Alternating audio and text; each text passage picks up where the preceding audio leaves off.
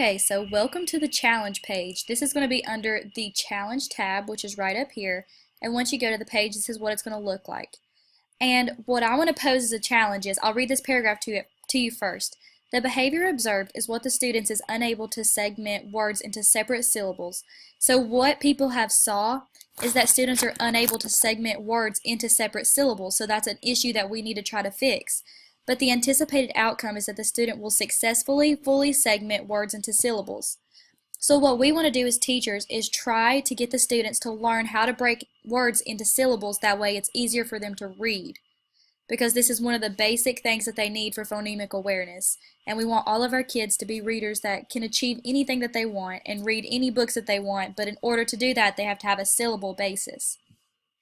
So my challenge questions for you is, how might Miss Townsend, myself, distinguish if her students know the segment syllables? So just think for a minute different strategies or ways that you think that I could use in my classroom that may help my students learn to segment syllables better than they already know, or if they don't know them at all.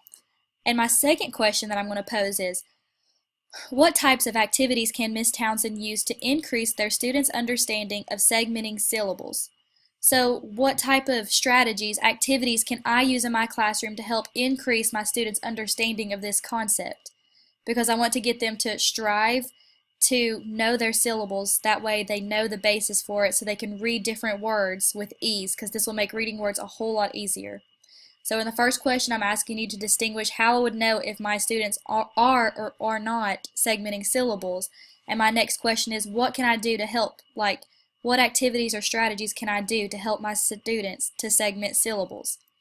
And so these questions tie back into each other, because I need to know if they finish the activities, how do I know if they actually are able to segment their syllables?